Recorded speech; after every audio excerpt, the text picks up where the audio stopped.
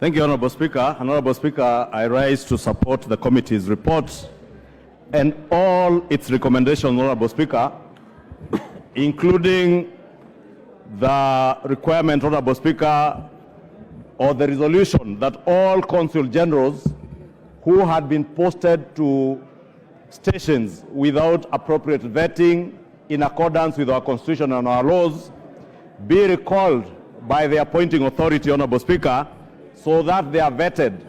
And Honorable Speaker, any one of those consul generals who shall not heed to the call to come back and be vetted then has no business serving the people of Kenya in whatever station they were posted to, Honorable Speaker, because we must re-emphasize the role and the importance of vetting candidates who are nominated or appointed to positions that the Constitution requires them to be vetted.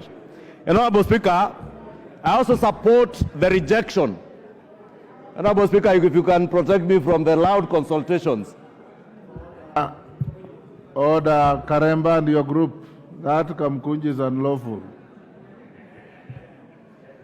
And Honorable Speaker, there is a lot of lobbying. Yes.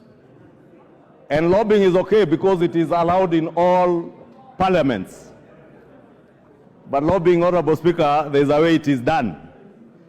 And I also know, Honorable Speaker, there are groups of businessmen who have been lobbying members to reverse the recommendations of this committee. Honorable Speaker, I'm talking about this lobbying, Honorable Speaker, because the businessmen who have been lobbying members had no opportunity, like the Committee of Foreign Relations, to interrogate each of these candidates. And I know they have been lobbying people on the basis of their ethnicities, on the basis of where they come from, and even at times enticing members with the incentives.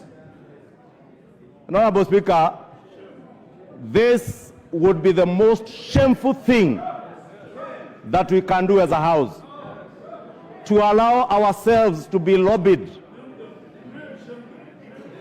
Honorable Speaker, I have no liberty to name any names, Honorable Speaker, because I am a responsible leader. But I must protect the dignity of this House as a leader in this House. We must not, as a House, allow ourselves to be lobbied by busybodies of businessmen and women out there to reject a report by a committee of this House after they have done a lot of work to vet all the nominees, Honorable Speaker, including those who had issues with EACC, and members who have bothered to read the committee's report will see some of the issues that were raised and how the committee addressed them. Therefore, Honorable Speaker, when the committee resolves to reject a nominee on the basis of that nominee's competence to the position that they have been nominated to, Honorable Speaker, we must give respect to this committee and its members who are honorable members, that they have done their work, Honorable Speaker. Honorable Speaker, we were all watching on TV, and that is why, Honorable Speaker, I must thank you and the Parliamentary Service Commission for making it possible for all these vetting processes to be broadcast live on TV, so that Kenyans can vindicate this House when we reject a nominee. And Honorable Speaker, I want to say I support even the rejection of Charles Githinji Keiru as Consul General for Goma. Goma, Honorable Speaker, is not a small station, and you've been Minister for Foreign Affairs, you know. Goma is a very important station in our region and in the East African community, Honorable Speaker. And therefore, the person that we send to represent the people of Kenya and personally represent His Excellency the President must be somebody whose competence is not questionable.